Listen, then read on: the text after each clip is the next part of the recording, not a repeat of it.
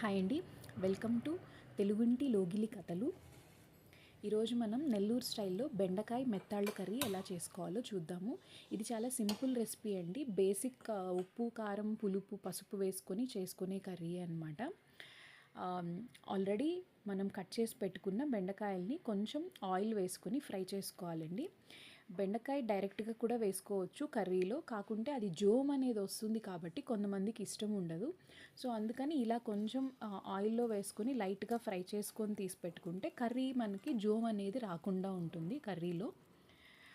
ఈ ఫ్రై చేసుకోవడం కూడా మనం ఎక్కువ ఫ్రై చేయాల్సిన అవసరం లేదు. బెండకాయ కొంచెం సాఫ్ట్ అయ్యేంత వరకు ఫ్రై చేసుకుంటే ఆటోమేటిక్గా అది మళ్ళీ మనకి పులుసులో ఉడుకుతుంది కాబట్టి సరిపోతుంది. ఇలా కొంచెం ఫ్రై అయిన తర్వాత బెండకాయ తీసి పక్కన పెట్టుకోవాలి.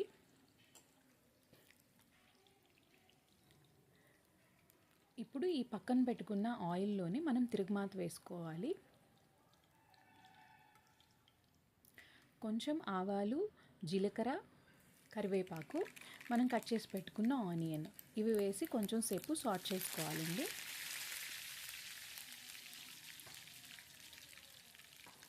ఆనియన్ వేసిన వెంటనే సాల్ట్ వేయకుండా కొంచెం ఆ వాటర్ అనేది రిలీజ్ అయ్యే టైంలో వేస్తే ఇంకా బాగా ఫ్రై అవుతుంది.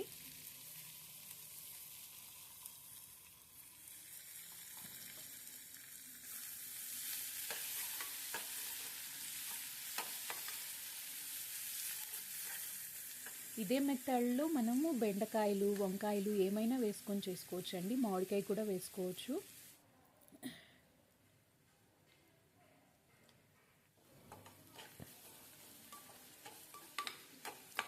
మెత్తాళ్ళని మనం ముందే క్లీన్ చేసి పెట్టుకోవాలండి. మెత్తాళ్ళు కొంచెం నీట్గా క్లీన్ చేసుకోవాలి, లేదంటే దాని లోపల కొంచెం బ్లాక్గా ఉండేది ఉంటుంది, దానివల్ల చేదు రావచ్చు కర్రీ. సో కొంచెం నీట్గా ముందే క్లీన్ చేసుకుంటే కర్రీ టేస్ట్ బాగుంటుంది. మేము చిన్నప్పుడు మా ఇంట్లో చాలా వెరైటీస్ చేసేవాళ్ళండి ఈ ఎండు చేపలతోటి. రొయ్య పొట్టు, చింతాకు, మెత్తాళ్ళు, మామిడికాయ, వంకాయ, అలాగే రొయ్య పొట్టు, మామిడికాయ, చెరుకు చేపల కూర, ఎండు చేపల పులుసు, ఇట్లా చాలా రకాలు చేసేవాళ్ళండి. ఇప్పుడు కొంచెం ఆల్రెడీ ఆనియన్ మగ్గింది, టమాటో వేసుకోవాలి.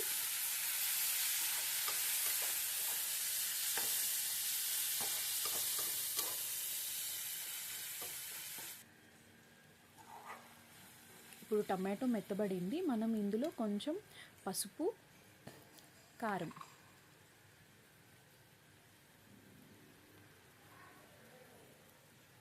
యాడ్ చేసుకొని బాగా కలుపుకోవాలి. బేసిక్గా మేము కొంచెం కారం ఎక్కువ తింటామండి, అందుకని కారం క్వాంటిటీ ఎక్కువ వేస్తున్నాను. మీ స్పైసెస్ తగ్గట్టుగా మీరు వేసుకోండి. ఇప్పుడు ఆల్రెడీ మనం కడిగి పక్కన ఉంచుకున్న మెత్తాళ్ళని ఇందులో వేసి ఒక 1 or 2 minutes అట్లా ఫ్రై అవ్వనివ్వాలండి. కొంచెం సాఫ్ట్ అవుతుంది అప్పుడు.